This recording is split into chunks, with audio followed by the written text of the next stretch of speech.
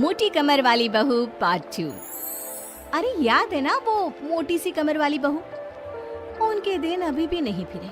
वो फिर एक बार अपनी कमर को लेकर चर्चा में है। कैसे? देखिए। क्या करूं, मेरी मोटी कमर का सब मजाक उड़ाते हैं। माँ जी तो ऐसे करती है जैसे मैं कोई डायन हूँ। ना कहीं साथ ले जाती है, ना ही किसी से मुझे मिलवाती है। अरे मीना, तो कोशिश क्यों नहीं करती कि तेरी कमर थोड़ी पतली हो जाए? अब देख ना, मेरे ऑफिस में भी उस दिन तेरा कितना मजाक बना था, याद है ना? मीना को पति से ये उम्मीद तो बिल्कुल नहीं थी। वो सोच में पड़ जाती है कि आखिर क्या लुक से मायने रखते हैं। रिश्ते नाम की कोई चीज होती है क्या? पापा पापा, मेरे स्कूल में फंक्शन है, सबके मम्मी पापा आएंगे, आप भी आना कल। अरे नहीं बेटा, कल तो मेरी जरूरी मीटिंग है, कल नहीं हो पाएगा बेटा। अरे मैं हूँ ना, मैं आ जाऊंगी। क्यों? नहीं नहीं माँ, तुम रहने दो। तुम्हारे लिए तो दो दो चेयर लगाने पड़ जाते हैं और ऊपर से सब तुम्हारा मजाक बनाते हैं। ना बाबा ना, मेरे स्कूल में तो आना ही मत। मीना का दिल तो ये सोचकर और छोटा हो जाता है। वो किचन में जाती है और खाना बनाने लग जाती है। खाना बनाते बनाते उसे मुन्ने के जोर से रोने की आवाज आती है। अरे क्या हो गया मेरे बेटे को? मेरा बच्चा गिर गया है। कितनी बार कहा है कि भागा दौड़ी ना किया कर। मीना जल्दी से बच्चे को उठाती है, उसे कमरे में ले जाती है और सुला देती है। माँ, कल मैं गिर गया था तो किसी ने मुझे नहीं उठाया, सब मुझे डांट रहे थे, लेकिन तुमने मुझे उठाकर यहाँ बेड पर लिटाया। और रात भर तेरी कमर में मालिश भी करती रही। तभी तो मैं आज स्कूल के फंक्शन में जा रहा हूँ, नहीं तो कैसे जाता। अच्छा माँ, मैं जा रहा हूँ। बेटा स्कूल चला जाता है। उधर सास, बहू वो क्या है ना, आज मैंने घर में कीर्तन रखा है। तेरी कमर के कारण मैंने सबको बोल दिया है कि तू मायके गई है। तू जानती है ना कैसे तेरा मजाक बनाते हैं सभी। बहू कुछ नहीं कहती। पर माँ जी, कीर्तन में बैठने का तो मेरा भी मन था। हाँ तो किसी और शहर चली जाना जहाँ तुझे कोई जानता ना हो।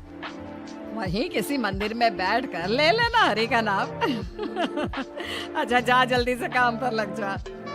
मीना को सास की बात पर रोना आता है, लेकिन देखिए किया भी क्या जा सकता है। हमारे यहाँ तो ये रिवाज है ना, जिसका चेहरा अच्छा वो राजा, नहीं तो सब रंग। घर में औरतें आने लगती है, सब एक एक कर कीर्तन में बैठ जाती है। अरे मुन्ना, जा तो किचन में मैंने प्रसाद बना कर रखा है, ले आ।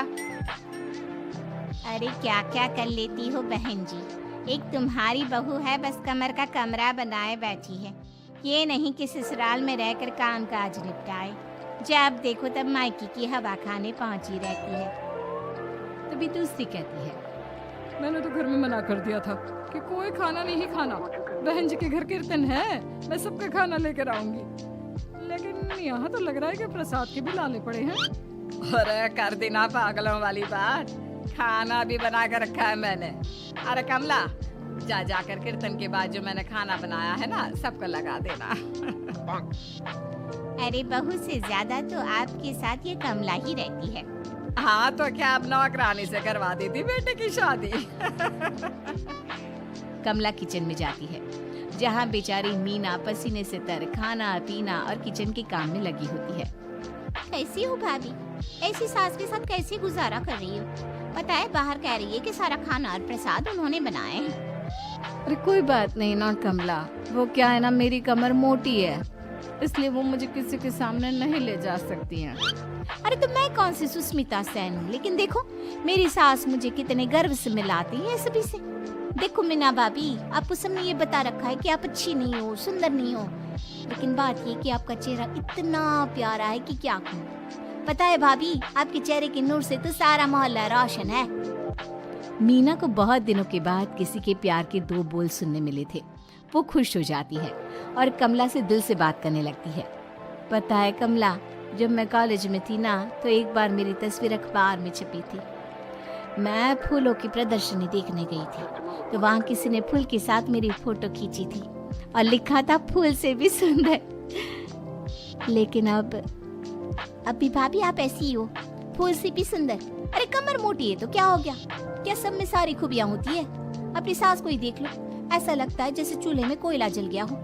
भैया भी माना पतले हैं, लेकिन है तो माँ की तरह काले ही ना। वो तो भला हो भगवान का कि मुन्ना आ पर गया है, गोरा और सुंदर। मीना को कमला की बात समझ में आ रही थी।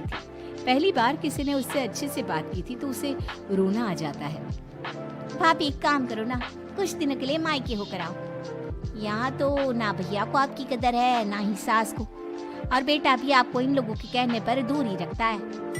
मीना को कमला की बात ठीक लगती है। सारा कीर्तन निपट जाता है। उसके बाद अरे बहन जी मान गए, इतना सारा खाना और प्रसाद बनाने के बाद भी आपको देख के लगता नहीं कि आप एक बूंद भी थकी हो, बिल्कुल फ्रेश। बस बहन जी मैं तो हूँ ही कुछ ऐसी ही। सभी चले जाते हैं। तब जाकर मीना किचन से बाहर आती है। अरे कहाँ जा रही है? थक गई हूँ मैं, चाय लेकर आ जा। माँ जी चक्कर आ रहा है, सर दुख रहा है, कब से किचन में बंद थी, गर्मी में पसीना भी बहुत आ रहा था, जरा कमरे तक जाकर पसीना सुखा लूं। अरे तो होती ना कम सिन कमर की मालकिन, बिठा देती मैं सबके सामने। अब क्या आपने बेइज्जती कराती? बस माँ जी मैं तंग आ गई हूँ, मैं अपने मायके जा रही हूँ। जब मेरा होना आप लोगों को इतना अखरता है तो मैं क्यों यहाँ रहूँ, क्यों ना मैं माँ के पास जाकर आराम ही करूँ। तभी वहाँ पति आ जाता है। देखो ऐसा नहीं है, लेकिन हाँ कुछ दिनों के लिए तुम जाना चाहती हो तो हो आओ, लेकिन यहाँ हम सबको तुम्हारी जरूरत है। मीना पति की इजाजत के बाद मायके जाती है, लेकिन वहाँ भी भाभी। अरे मीना दीदी आज ही आना था क्या आपको? आज तो मेरे मायके वाले आ रहे हैं। दीदी आपकी कमर का मजाक फिर बनाएंगे वो लोग। अरे मीना एक फोन तो कर देती आने से पहले। अरे मीना क्या हाल बना रखा है शरीर का, कितनी प्यारी बच्ची थी हमारी, क्या हाल कर लिया। मीना को दुख होता है। वो घर के अंदर जाती है जहाँ दीदी आप तो दलिया लेंगी ना? सबके लिए वैसे आलू के पराठे बने हैं, मैं जानती हूँ आपके फेवरेट हैं आलू के पराठे, लेकिन अब आपका शरीर ऐसा है कि आप तो दलिया ही खाओ। मीना को समझ में नहीं आ रहा था कि ये क्या हो रहा है। हर कोई जो अपना है वो क्यों उससे ऐसा व्यवहार कर रहा है। मीना दुखी होकर पास में रहने वाली अपनी सहेली के घर जाती है। सहेली का पति बोल पड़ता है, अरे ये कौन है, कौन है ये? मुझे इसी की तो तलाश थी। मीना उसके पति के इस तरह के रिएक्शन से परेशान होकर वापस जा रही होती है कि अरे मीना बिना मिले ही जा रही हो?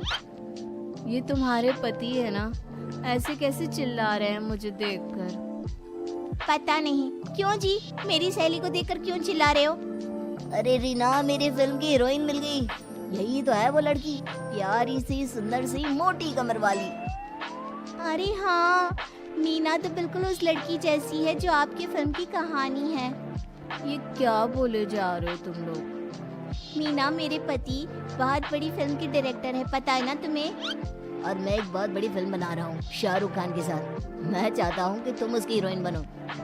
हाँ मीना हाँ प्लीज, ना मत कहना, और इसके लिए तुम्हें करोड़ों रुपए भी मिलेंगे।